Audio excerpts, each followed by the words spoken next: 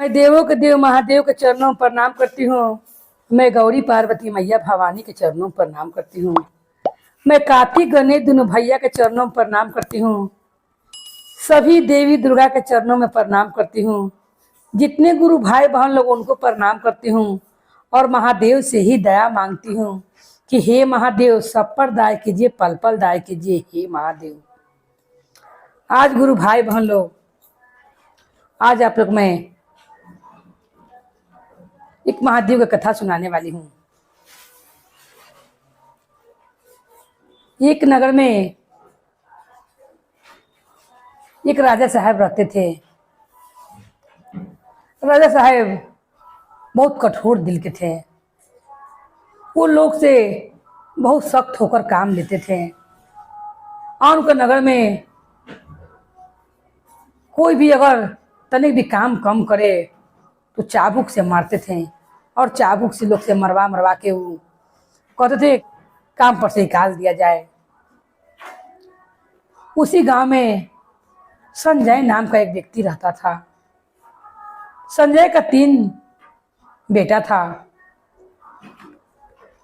रोज बेटा अपना पिता के संग जाए राजा के महल में और वो बचपन से ही देखे कि मेरे पिताजी के पीठ पर बहुत चाबुक बरस रहे हैं, क्योंकि बूढ़े थे, उनसे ढेर काम होता नहीं था। उनका तीनों बेटा ये देखते देखते सियान हो जाते हैं और पिताजी से कहते हैं कि पिताजी आपने तो अपना सारा उम्र ये राजा जी ही काम करके निकाल दिया, काम भी किया और मार भी खाया, मगर हम लोग तीनों भाई ये राजा ही काम नहीं करेंगे और हम लोग दूसरा नगर में जाकर पैसा कमाकर आएंगे और हम लोग अपना सुखी पूर्वक अपना जीवन बिताएंगे। पिता कहता है बेटा तुम्हारी माँ है नहीं, कम से कम तुम दोनों भाई का विवाह कर देता हूँ और विवाह हो जाएगा, अपनी पत्नी को मेरे पास छोड़ देना, कम से कम इतना बनाकर मुझे खिलाएगी और तब तुम लोग कमाने के लिए जाना। और अपने दोनों बेटा को, बर को और माझिल को विवाह कर देते हैं। 2 बहू घर में आती है। घर सुख शांति से चलने लगता है। दोनों अपना पत्नी को समझाते हैं और कहते हैं कि हम लोग तीनों भाई कमाने के लिए परदेश जाएंगे दूसरा नगर में। क्या कि इस नगर का राजा बहुत कठोर है, वो लोग से काम लेता है, तनिक भी काम में 19-20 रहता है तो लोग के बहुत चाबुक बरसवाता है पीठ पर। मैंने बचपन से अपने पिता को मार खाते हुए देखा है, अब मुझसे नहीं होगा, मैं जाना चाहता हूँ। पत्नी कहती है जैसे आप लोग ठीक लगे आप कीजिए। तीनों भाई कमाने के लिए नगर में जाए लगते हैं। उनका पिताजी रहते हैं, अपना बेटा से कहते हैं कि बेटा तुम लोग मेरी एक सलाह मान लो। जिस तरह तुम जानते हो कि इस नगर में राजा बहुत कठोर है, मैं भी तुम्हें एक सलाह देता हूँ, मेरा एक सलाह मान लो। कहता है उनका बड़का बेटा, कहिए पिताजी आप क्या सलाह देना चाहते हैं। बाप कहता है, संजय अपना बेटा से कहता है बेटा पूरब जाना, पश्चिम जाना, उत्तर जाना, मगर दक्षिण दिशा में कभी मत जाना। बेटा कहता है कि पिताजी आखिर में उत्तर कमाने के लिए जाऊं, पूरब पश्चिम उत्तर, दक्षिण क्यों ना जाऊं। छोटा बेटा कहता है मुझे बताइए आखिर दक्षिण ऐसा क्या चीज है कि आप जाने के लिए मना करें कमाने के लिए। बड़ा बोलता है पिताजी कुछ समझ के ही ना मना कर रहे हैं, बात को मानो समझो और चलो।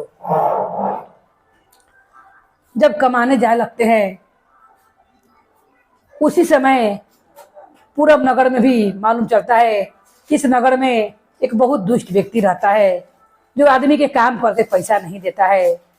पश्चिम में काम खोजने जाता है। पश्चिम में मालूम चलता है कि यहाँ के लोग विवाहित आदमी रहे चाहे कुंवार, उसको अपनी बेटी से विवाह करा देते हैं। पश्चिम भी काम नहीं धरता है। अब बच जाता है उत्तर में जाते हैं तो वहाँ लोग क्या सुनते हैं वहाँ कि यहाँ के जो हैं मुखिया वो सब लोग के अंधे बना बना कर और भीख मंगवा कर पैसा बटोरते हैं।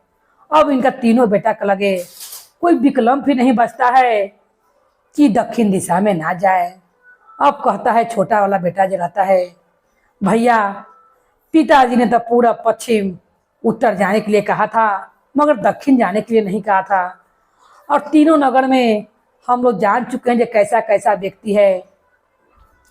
अब बताइए, एक दक्षिण दिशा बचा है जिसमें हम लोग के काम के बारे में पता करने जाना है। जो भी होगा देखा जाएगा, आप चलिए। और वो लेकर भाई लोग को चल जाता है। चलते चलते प्यास लग जाता है छोटा वाला भाई के, कहूँ भी पानी नहीं मिलता है, कहूँ भी नगर में दक्षिण दिशा में कहूँ भी घर द्वार नहीं रहता है। एक पेड़ रहता है, पेड़ पर चढ़ने के लिए बड़ा भाई बोलता है, कहता है कि पेड़ जो है इस पर तुम चढ़ जाओ। अब जामुन का पेड़ आता है और चढ़ के देखो, दूर दूर तक कोई घर लौक रहा है। अगर कोई घर लौकेगा तो हम लोग उसी में जाकर विश्राम करेंगे और रहेंगे। वो कहते हैं कि ठीक है, मैं जाता हूँ और जाकर मैं घर देखता हूँ। उसी समय क्या करते हैं कि छोटा वाला भाई जामुन के पेड़ पर चढ़ जाता है। जब चढ़ता है तो क्या देखता है कि एक सुंदर सा महल लौक रहा है जामुन के पेड़ पर से। अब ये कहता है अपना भैया लोग से कि भैया खूब सुंदर घर हमको नजर पड़ गया है, मगर एक ही घर है, इतना भारी जंगल में एक ही घर है दक्षिण दिशा में, आखिर ऐसा क्यों है। हम लोग चला जाता है। ये चारों दक्षिण दिशा में तीनों भाई जाते हैं और उसी महल में जब जाते हैं तो क्या देखते हैं कि उसमें एक सुंदर सी कन्या अपना घर में बैठी हुई है। जब चारों तीनों भाई को देखती है तो कहती है कि यहाँ से जल्दी भाग जाओ, और नहीं तो मेरे पिताजी सो के उठेंगे तो तुम तीनों को भक्षण कर जाएंगे। तीनों कहता है कि एक प्यासे को पानी पिलाया बहुत पुण्य काम होता है, हम लोग बहुत प्यासे हैं, हम लोग के रात भर के लिए बसेरा दे दीजिए, हम लोग सुबह उठ के कहूँ काम खोजने जाएंगे। क्योंकि हम लोग ने 3 जगह काम किया है, मगर कोई भी जगह काम खोजने गए कोई भी नगर में, एक नगर में अंधे बना के भीख मंगवाते हैं, एक नगर में लोग जबरदस्ती अपना बेटी से विवाह कराते हैं, एक नगर में काम कर कर पैसा ही नहीं देते हैं। और मैंने अपने पिता से कह कर आया है कि जो दुख मेरे पिता ने काटे हैं वो दुख हम लोग नहीं काटेंगे, और मैं पैसा कमा कर लेकर जाऊंगा, आप कुछ कीजिए। वो तीनों को देखकर मोहित हो जाती है। वो एक राक्षस की कन्या रहती है, मगर वो महादेव के पूजा करती थी। राक्षस के कन्या होला के बाद भी वो महादेव को मानती थी और पूजा करती थी। वो चर्चा दया मांगती थी, तो ये सुन लेती किसी का मदद कैला से भगवान प्रसन्न होते हैं। ये सोचकर कहती है कि मेरे पास रहने का एक ही तरीका है तुम तीनों का। तीनों कहता है जोन भी तरीका अच्छा लगे वो कहिए, मगर मुझे रात भर कर रख लीजिए। वो कन्या कहती है कि मेरा पिता एक दैत्य है और वो रोज भक्षण मनुष्य को करते हैं, अगर तुम लोग के यहाँ देख लेंगे तो तीनों भाई को खा जाएंगे। मैं तुम तीनों भाई को तोता बनाती हूँ और बना के इस पिंजरा में रख देती हूँ, मेरा पिता तोता समझकर तुम्हें नहीं खाएंगे। तीनों भाई कहता है कि ठीक है, और तीनों को तोता बनाकर पिंजरा में रख देती है। जैसे पिता उसको बाहर से घूम के आते हैं, बोलने लगते हैं बेटी मुझे मनुष्य का गन आ रहा है, यहाँ पर मनुष्य आए थे क्या, भोजन के लिए बहुत अच्छा रहेगा, कहूँ जाने नहीं पड़ेगा। कन्या कहती है पिताजी यहाँ पर कहाँ कोई मनुष्य लौक रहा है, आप बाहर से जो घूम कर आए हैं आपका वही मनुष्य का महक संग संग आया है, भोजन करके आए।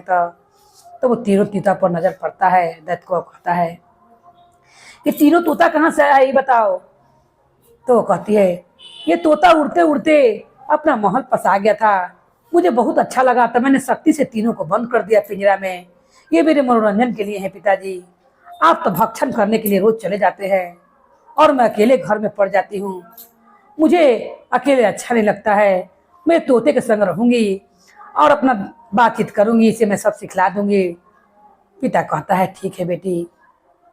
और जब रात होता है फिर राक्षस कन्या अपनी शक्ति से क्या करती है, वो तीनों को लड़का बना देती है और बनाकर तीनों को भोजन करवावे ला जाते ही रहती है। वो तीनों कटोरे कटोरे कटोरे कटोरे कहे लगता है, तीनों को भूख लगता है, कटोरे कटोरे ये कहती हैं कि अभी रुक जाओ, क्योंकि जब तक मैं अपने पिता को सुला न लूं तब तक मैं तुम लोगों को भोजन नहीं दे सकती हूँ। मेरा पिता जो आदमी खा कर आते हैं, मैं उसे लबदा से मार मार कर उनका पेट में सब गलाती हूँ, लबदा चलाती हूँ उनका देह पर, पेट पर, तब वो सोते हैं, तब मैं तुम लोग को भोजन दूंगी। एक लबदा लेती है और पिता जब बाहर से भक्षण करके आई रहता है, उनका पीठ पर पेट पर खूब चलाती है। पिता गहरी नींद में सो जाता है। तीनों को मनुष्य बना देती है, जैसे वो रहते हैं लड़का तीनों वैसे खूब सुंदर हो जाते हैं। और उनको भोजन करवाती है। तब कहता है, उनका छोटा जो लड़का रहता है जिनका विवाह नहीं हो रहता है, संजय का, वो कहता है कि बताइए कि जिसका पिता एक दैत्य है, वो रोज आदमी को भक्षण करता है, उसकी बेटी इतनी संस्कारी है, वो एक मनुष्य का मदद कर रही है, आप भी हमका भोजन कर सकती थी। वो कहती है, मैं महादेव की शिष्या हूँ और मैं 3 सूत्र का पालन करती हूँ। 3 सूत्र पालन में लिखा हुआ है कि पहला में दया मांगो, दूसरा में चर्चा करो और तीसरा में 108 बार नमः शिवाय करके प्रणाम करो।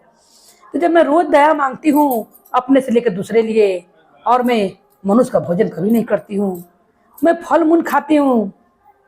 जरूरी नहीं है कि जैसा पिता है वैसा बेटी भी हो जाएगी। मैं महादेव के पुजारी हूँ और मैं तुम्हें इसीलिए मदद कर रही हूँ कि तुम मेरा चर्चा सुनो, एक दूसरे को चर्चा बताना है और तुम्हारा सब कष्ट से उबार हो जाएगा, तुम मेरा चर्चा ले लो। उसी समय महादेव से सुमन करके तीनों का नाम घोषणा करवा देती है और तीनों को सूत्र का पालन बताती है कि तुम कहूँ भी रहना, यहाँ से जाना तो कहूँ भी जाना, तो कहूँ रास्ते घाटे महादेव से कहना कि हे महादेव, मैं आपको कोटि कोटि प्रणाम करता हूँ। कहता है छोटका भाई उनका कि 3 सूत्र बता दीजिए कि कैसे दया मांगा जाता है। तब कहती है राक्षसी कन्या, पहला में दया मांगना, दूसरा में एक दूसरे से चर्चा करना, तीसरा में 108 बार नमः शिवाय करके प्रणाम करना। छोटा लड़का उस राक्षस की बेटी पर मोहित हो जाता है और कहता है, दया कैसे मांगते हैं तने मुझे समझा दीजिए। तो वो राक्षस की बेटी जो रहती है महादेव को कहती है, पहले तुम महादेव के रास्ते घाटे में नमन करना और कहना कि मैं देवों के देव महादेव के चरणों में प्रणाम करते हूँ, और मैं पूरा नहीं तुम बोल सकते हो तो कहना कि मैं शिव जी के पूरा परिवार को चरणों में प्रणाम करती हूँ और मैं सभी देवी दुर्गा को प्रणाम करता हूँ, और कहना कि हे महादेव, आप मेरे गुरु हैं, हम आपका शिष्य है, मुँह शिष्य पर दाय कीजिए, दाय कीजिए, दाय कीजिए। और दूसरा घाट में, रास्ता घाट में कोई भी बैठाएगा तो कहना कि मैं तो महादेव की शिष्या बन गया हूँ, आप भी महादेव की शिष्या बन जाइए। महादेव बहुत दयालु हैं, पल पल दया करते हैं, सब पर दया करते हैं, आप पर भी दया जरूर करेंगे। और तीसरा बार में जंगल रास्ता घाटे कहूँ भी अपना गमछा बिछाना और बिछाकर 108 बार महादेव के नमः शिवाय करके जाप करना। एक झोला ऐसा बना लेना, उसी में हाथ डाल के नमः शिवाय करके तोप पर जाप करने 108 बार। तीनों भाई बहुत प्रसन्न होता है और उस दिन से तीनों महादेव का शिष्या बन जाता है। अब जब भी इसका पिता को उठे का पहले फिनू तोता बन जाता है। जब इसका पिता उठता है फिर कहता है, बेटी मुझे मनुष्य का गमक लग रहा है, तुम मुझसे झूठ तो नहीं बोल रही हो, मनुष्य का महक यहाँ पर आ रहा है और मुझे मनुष्य का गमक लग भी रहा है। बेटी कहती है, पिताजी आपका हर समय मनुष्य खाते हैं उसी में ध्यान रहता है, मैं महादेव का भक्त हूँ, मुझसे से बात मत कीजिए, यहाँ पर कहाँ कोई मनुष्य है, मैं ही हूँ, मुझे आप खाइएगा। तब पिता बोलता है, बेटी तुम मेरी आँख की तारा हो, तुम मेरी इकलौती संतान हो, मैं तुम्हें कैसे खा सकता हूँ। और वो फिर जाके सो जाता है। जब सवेरा होता है दोनों भाई कहता है कि अब हम लोग जाते हैं, आपने जो 3 सूत्र का पालन दिया है वही करेंगे और अपने विश्वास से कहा है कि महादेव तुम्हारा जरूर मदद करेंगे। जब इतना विश्वास है आपको महादेव पर, जब आप ऐसा दैत्य के बेटी को महादेव दया कर सकते हैं, इतना भक्ति दे सकते हैं, तो मैं तो मनुष्य का ही लड़का हूँ। जब राक्षस पर महादेव इतना कृपा कर सकते हैं तो हम लोग तो उनका संतान ही हैं। और ऐसा कहकर तीनों भाई निकल जाते हैं। मगर छोटा वाला भाई को तो मन उस राक्षस की बेटी के पास ही रह जाता है। वो कहता है, भैया मैं नहीं जाऊंगा इनके पास से, मैं इनसे विवाह करना चाहता हूँ, यहीं पर रह जाइए। दोनों भाई कहता है कि तुम्हारा न विवाह हो ले न कोई है, घर पर तुम्हारे कोई रोने वाली नहीं है। इसका पिताजी इस सुझाव सुनेंगे तो हम लोग तीनों के जान मार कर खा जाएंगे। तुम ये कैसा बात कर रहे हो? तुम चलो यहाँ से। वो नहीं जाता है और जाकर लड़की से कहता है कि मैं आप ही के पास रहना चाहता हूँ और आपसे विवाह करना चाहता हूँ। वो लड़की कहती है कि मैं अपने पिता को धोखा नहीं दे सकती हूँ। मेरे पिताजी के सामने जाकर तुम्हारा अगर हौसला है, हिम्मत है, तो तुम जाकर बात कर सकते हो। वो कहता है मगर वो खा जाएंगे तो मेरा जीमा नहीं रहेगा, क्योंकि किसी मनुष्य को देखते तो खा जाते हैं। दोनों भाई, छोटा भाई को छोड़कर निकल जाता है और चल जाता है। जब दोनों भाई चल जाता है, ये छोटा भाई कहता है कि तुम 10 मिनट के लिए अपना पिता को खिला कर सुला दो, मैं उतने देर में उनसे बात कर लूँगा। और जैसे वो खा के अपना पिता को सुलाती है और समझ जाती है कि आज मेरा पिता इसको खाइए जाएंगे। वो पहले महादेव को नमन करता है और कहता है कि हे महादेव, एक राक्षस की बेटी इतनी बढ़िया है, वो लोग की मदद करती है, और एक राक्षस है जो लोग का भक्षण करता है। हे महादेव, मुझे इतना शक्ति दीजिए कि मैं इसी राक्षस का खिस्सा तमाम ही कर दूं। और उसके घर में एक छुरी रखा रहता है। उसी छुरी से पहले लवदा से अपना ससुर का पूरा पीट देता है, क्योंकि रोज पीटता था तभी उसका ससुर सोता था। जब उसकी बेटी जब पीटती थी लवदा से तभी वो सोता था, क्योंकि सारा उसका पेट का जो खा के आता था, सारा अनाज पच जाता था, जितना वो भक्षण करके आता था। वो भी वहीं ही रहता है कि खूब लवदा से पीटता है, और जैसे ही वो सोता है उसी चाकू से उसका पीठ को चीर देता है और चीर के कहता है कि मैंने अपने पिता से बात कर लिया है। जब ये घर में जाती है तो कहती है तुमने मेरे पिता को ही मार डाला। तब वो कहता है कि अगर मैं ऐसा नहीं करता तो आप बताइए ये कितना आदमी का भक्षण कर जाता और कितना आदमी का भक्षण कर रहा है। रोज एक मनुष्य खाता है, किसका बेटा, किसका पति, किसका भाई इनका पेट में जाता है, इसलिए इनका खिस्सा मैंने खत्म कर दिया। आप इतनी दयालु हैं, आप मुझसे विवाह कर लीजिए और मेरे घर चलिए। वो लड़की की बात समझ में आ जाता है, क्योंकि महादेव के भक्त रहती है राक्षस की बेटी, और वो चलने के लिए तैयार हो जाती है। जब वो लौटकर जंगले लेते रहती है, दोनों भाई अपना घर पहुंच जाते हैं तो क्या देखती हैं कि एक महात्मा साधु बैठे हुए हैं जंगल में। साधु लगे कहता है जाकर कि हम लोग को बहुत कष्ट से भूख लगल है, कुछ खाने के लिए नहीं है, बाबा कुछ मदद कर दीजिए। साधु कहता है जो भी खाना है ये मेरे पास एक जादुई झोला है, तुम कहो ये सब तुम्हें दे देगा। वो कहता है कि झोला भी कहूँ खाने के लिए देता है? कहता तुम कहो। कहता देखो। वो कहता है मुझे 12 प्रकार के भोजन चाहिए। वो झोला रहता है जो 12 प्रकार के भोजन उसमें से निकलने लगता है, और वो दोनों पति पत्नी विवाह तक कर ही लड़ते हैं। दोनों पत्नी पत्नी खा लेते हैं और खा के उनके पास झोला को बिछाते हैं। वो रोज रहते हैं, उनका छोटा बेटा बहुत तेज रहते हैं, वो सोचते हैं कि झोला को मैं कैसे बाबा से हासिल कर लूं। तब कहते हैं कि बाबा मैं आपका ये झोला आपसे चाहता हूं। वो बाबा कहते हैं कि तुमने ऐसा क्या किया है कि मैं तुम्हें अपना झोला दे दूं?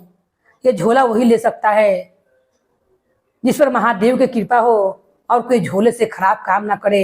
ये झोला नीमन भाव सब करता है, जौन भी झोला में से जौन चीज मांगता है निकलता है, और ये 12 कोस रात के बाजार भी लगाता है। लड़का सुन के खुश होता है, कहता है कि मैंने महादेव का 3 सूत्र का ज्ञान लिया है, इससे बड़ा और क्या काम होगा। वो भी महात्मा जो रहते हैं वो महादेव के भक्त रहते हैं। ये बात जब सुनते हैं महात्मा कि लड़का लड़की महादेव के शिष्य हैं, वो जादू शक्ति रखबे करता है, उनका लगे वो अपना झोला देते हैं और वो झोला लेकर घर आते हैं और आकर कहते हैं कि बाबा इसमें जो भी मांगूंगा वो सब मुझे मिल जाएगा। कहते हैं हाँ तुम जो भी चाहोगे इस झोला में से मिल जाएगा। तुम इसे धन प्राप्त करना चाहोगे धन प्राप्त होगा, जो भी मांगो इस झोला के अंदर सीख लेगा। वो झोला लेके घर जाता है और जाके अपना पिता से कहते हैं कि पिताजी अब मैंने बहुत ही एक चमत्कारी झोला लेकर आया हूँ। पिता कहता है कि मैं तुम्हें घर में घुसने नहीं दूंगा, तुमने अपना मन से विवाह कर लिया वो एक राक्षस की बेटी से, क्योंकि दोनों भाई जाकर सारा बात बताइए रहते हैं।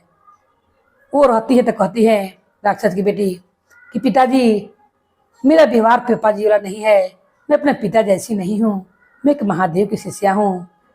आप मुझसे दैत्य मत समझिए, मैंने आपका बेटा का तनी भी बिगाड़ नहीं किया है, कुछ भी नहीं बिगाड़ा है। दोनों साथ देते हैं, दोनों गोतनी भी साथ देती है कि वो सारा खिस्सा दोनों भैंसुर आकर अपना अपना दोनों भाई बतलते हैं कन्या से कि दैत की बेटी हम लोग के रात भर रखी और उन्हीं के चलते मेरा प्राण बचा हुआ है।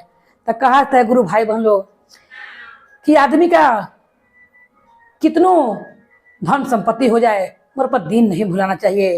ये दोनों भाई का दिन याद था कि एक ही रात के बसेरा दी थी, मगर दोनों को तोता बना कर रखी तो थी, अपना पिता से बचा कर रखी थी, और नहीं तो तीनों जना कोई दिन मर जाते हैं, क्योंकि उनका पिताजी के राक्षस थे और तीनों का भक्षण कर जाते हैं। दोनों बेटा समझाता है पिताजी से आने दीजिए घर में, बहुत समझदार है और महादेव के भक्त है। पिता स्वीकार कर लेते हैं और घर में आता है। अब जौन जौन सामान चाहिए वो झोला से कहता है कि झोला, और कहता है खाना बनना काम नहीं है, झोला हमको गाना चाहिए, सामान चाहिए, कपड़ा चाहिए, खाना पीना चाहिए। सब वो जादूगर झोला में से निकलने लगता है और गांव में राजू से बहुत राजा घर बहुत बड़ा महल बन जाता है। इतना बड़ा महल बनता है कि राजा सोचने लगता है कि संजय के बेटा कमाने का गया कि मुझसे भी बहुत बड़ा आदमी बन गया, ऐसा ही क्या करके आया है, इसके पास कौन ऐसा चीज है, कितना बड़ा आदमी बन गया है, उसको गांव में पूरा नाम होने लगता है राजा के नगर में। ये कहानी का इतना धन कमा कर आया है, ये कोई नहीं जानता था कि सब झोला का चमत्कार है। झोला में से जितना धन चाहिए निकालते जाइए, काम करते जाइए, खूब बड़ा बिल्डिंग घर द्वार बन जाता है। उतने में राजा अपन सैनिक को भेजते हैं और कहते हैं कि जाकर पूछ क्या हो कैसा वो क्या लेकर आया है, जिसे इतना उसका कहाँ से इतना धन प्राप्त किया, उसने किस नगर में वो कमाने गया था। अपना रहस्य नहीं बताता है इनका छोटा बेटा और कहता है इसे राजा क्या करना है, मैं कहूँ से धन कमा कर लाऊं, उनसे बर्दाश्त नहीं हो रहा है कि उनसे अच्छा हम लोग खा रहे हैं, उनसे बड़ा मेरा महल हो गया है। और राजा को लौटाते हैं और गांव के लोग के भी वो झोला में से निकाल कर धन देने लगते हैं। गांव के लोग जितना रहते हैं राजा के चंगुल से मुक्त हो जाते हैं। ये सब किसका कृपा से था, सब महादेव के कृपा से। 3 सूत्र का पालन कैला से तीनों लड़का उन्होंने 3 सूत्र का जब पालन किया और अपनी पत्नी को भी बता दिया, और महादेव की कृपा से लोग कहते हैं कि गुरु बहन लोग ज्यादा महादेव के शिष्य है नहीं, अब बहुत गुरु भैया लोग भी महादेव के शिष्य बन गए हैं और बनना चाहिए, क्योंकि महादेव लड़का लोग भी को भी 3 सूत्र का पालन करना चाहिए, महादेव से दया मांगना चाहिए, क्योंकि महादेव सब पर दया करते हैं, पल पल दया करते हैं। और नगर में जितना राजा का दुष्ट प्रभाव था, जितना लोग से वो मर के काम चाबुक से लेता था, सब अत्याचार बंद हो जाता है, क्योंकि सारा लोग राजा हो जाते हैं। मान लो जितना गांव में रहते हैं रोज धन निकाल कर इतना इतना झोला में से देता था। कोई की भी बेटी के विवाह कर ला के इनका घर से धन जाता था। अब वो राजा ही काम करने का जरूरत नहीं पड़ता था। सभी किसका कृपा से हुआ, ये सब महादेव की कृपा से हुआ। महादेव ने इतना दया किया कि जिस तरह महादेव के झोली में से भभूत निकलता है, कितनों कष्ट रहे और वो जरा सा भभूत लगा लीजिए, सारा दुख दर्द पीड़ा खत्म हो जाता है। उस तरह महादेव के उस समझिए कि महादेव की कृपा, महादेव के झोला से इतना धन निकल रहा था कि उड़ाने का नाम नहीं ले रहा था। सारा नगर के लोग खुशी पूर्वक रहने लगते हैं और नगर में पूरा ढिंढोरा पिटवाते हैं तीनों ही भाई कि यहाँ से जो जो महादेव के शिष्य नहीं बने हुए हैं सब लोग महादेव के शिष्य बनेंगे और 3 सूत्र का पालन जरूर करेंगे। सब नगर के लोग महादेव के शिष्य बन जाते हैं और 3 सूत्र का पालन करते हैं। जैसे महादेव ने वो तीनों भाई पर कृपा किया और उस दत्त के बेटी जो तीनों भाई को ज्ञान दी और 3 सूत्र का पालन बताई और महादेव ने कृपा किया, वैसे सब पर महादेव कृपा दया करें। बोलिए हर हर महादेव की जय, गौरी पार्वती मैया भवानी की जय, भैरव भैया की जय, हर हर महादेव की जय।